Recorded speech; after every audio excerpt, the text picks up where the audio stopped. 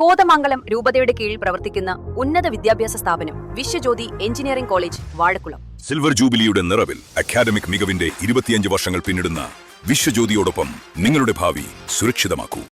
UDF സർക്കാരിന്റെ ആദ്യ ബജറ്റിനെ സ്വാഗതം ചെയ്യുന്നുവെന്ന് Congress block president Sabu John. 30 പദ്ധതികളിൽ 6 പ്രധാന പദ്ധതികൾ ഈ വർഷം തന്നെ നടപ്പാക്കാനുള്ള അനുമതി ലഭിച്ചതായും സാബു ജോൺ. ഐക്യ ജനാധിപത്യ മുന്നണിയുടെ പുതിയ ഭരണത്തിന് കീഴിലുള്ള ആദ്യ ബഡ്ജറ്റിനെ സ്വാഗതം ചെയ്യുന്നുവെന്ന് Congress block president Sabu John. ബഡ്ജറ്റിൽ മൂവാറ്റുപുഴ മണ്ഡലത്തിനായി സമർപ്പിച്ച 30 പദ്ധതികളിൽ 6 പ്രധാന പദ്ധതികൾക്ക് ഈ വർഷം തന്നെ നടപ്പാക്കാനുള്ള അനുമതി ലഭിച്ചു. ആകെ 216 കോടി രൂപയുടെ പദ്ധതികളാണ് ഗവൺമെന്റിന് സമർപ്പിച്ചിരുന്നത്. ഇതിൽ അനുവദിക്കപ്പെട്ട പദ്ധതികളുടെ 20% തുക ഈ വർഷത്തെ ബഡ്ജറ്റിൽ വകയിരുത്തിയിട്ടുണ്ട്. എസ്റ്റിമേറ്റ് നടപടികൾ പൂർത്തിയാകുന്ന മുറയ്ക്ക് ബാക്കി തുകയും ലഭ്യമാകുമെന്നും സാബു ജോൺ പറഞ്ഞു. ഈ ബഡ്ജറ്റ് പൊതുവെ നമ്മൾ സ്വാഗതം ചെയ്യുകയാണ്. എല്ലാ മേഖലകളും കടന്നു ചെന്നുകൊണ്ടുള്ള വളരെ ഐക്യജനാധിപത്യ മുന്നണിയുടെ പ്രകടന പത്രികയിൽ പറഞ്ഞിട്ടുള്ള കാര്യങ്ങൾ, ഗ്യാരണ്ടി ഉൾപ്പെടെയുള്ള കാര്യങ്ങൾ ആ ബഡ്ജറ്റിൽ വന്നിട്ടുണ്ട്. അതിനെല്ലാത്തിനെയും നമ്മൾ സ്വാഗതം ചെയ്യും.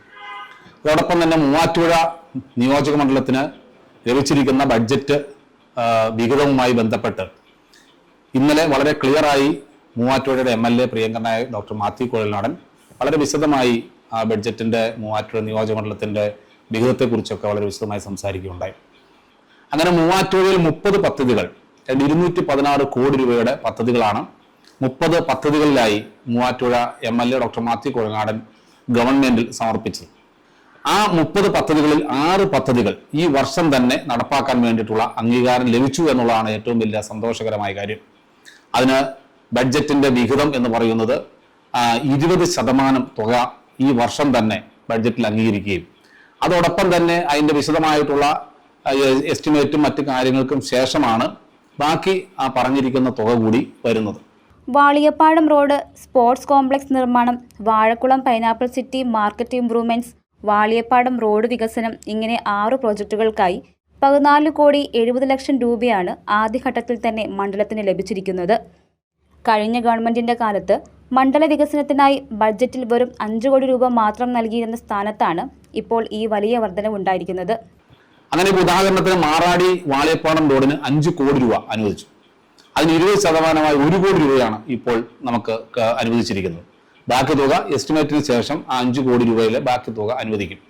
അങ്ങനെയാണ് ഓരോ ബഡ്ജറ്റിന്റെ ഓരോ കാര്യങ്ങളും പറയുന്നത്. നമുക്കറിയാം മാറാടി മൂവാറ്റുപുഴ മാറാടി റോഡ്, വള്ളക്കാലിൽ നിന്ന് മഞ്ചിരിപ്പടിയിലേക്ക് പോകുന്ന കോട്ടർ റോഡാണ് മൂവാറ്റുപുഴ മാറാടി റോഡ്. മൂവാറ്റുപുഴയിലെ ഏറ്റവും വലിയ ഗതാഗത കുരുക്ക് പരിഹരിക്കുന്നതിന് വേണ്ടിയിട്ടുള്ള മുറിക്കൽ ബൈപ്പാസ് കൂടി വരുമ്പോൾ ഈ മൂവാറ്റുപുഴ മാറാടി റോഡ് വളരെയേറെ ഗുണപ്രദമാകും എന്നുള്ള കാര്യത്തിൽ സംശയം വേണ്ട. കോതമംഗലത്തിനും പെരുമ്പാവൂരിനും കോടികൾ ലഭിച്ചപ്പോൾ മൂവാറ്റുപുഴയ്ക്ക് നാമമാത്രമായ തുകയെ ലഭിച്ചുള്ളൂ എന്ന രീതിയിൽ ഇടതുപക്ഷ ജനാധിപത്യ മുന്നണിയും മറ്റ് രാഷ്ട്രീയ പാർട്ടികളും സോഷ്യൽ മീഡിയയിലൂടെ നടത്തുന്ന പ്രചരണങ്ങൾ അടിസ്ഥാനരഹിതമാണെന്നും സാബു ജോൺ പറഞ്ഞു. News desk, Muvattupuzha news. എന്റെ കാഴ്ചയ്ക്ക് ചില ബുദ്ധിമുട്ടുകൾ അനുഭവപ്പെടാൻ തുടങ്ങിയത് ഈയിടെയാ. ആദ്യം ടെൻഷനായി. മകളാ പറഞ്ഞത് അഹല്യയിൽ പോകാൻ. അഹല്യയ്ക്ക് 30 വർഷത്തെ പാരമ്പര്യവും വിശ്വസ്തതയുമുണ്ട്. അഹല്യയിലെ വിദഗ്ധരായ ഡോക്ടർമാരുടെ ചികിത്സ കൊണ്ട് എനിക്ക് എന്റെ കാഴ്ചശക്തി പൂർണ്ണമായും തിരിച്ചു കിട്ടി. ഇപ്പൊ എനിക്ക് ഈസിയായി വായിക്കാം. നേത്ര സംരക്ഷണത്തിന് നമ്മുടെ Ahalya. Ahalya foundation eye hospital, കേരളത്തിൽ എല്ലായിടത്തും.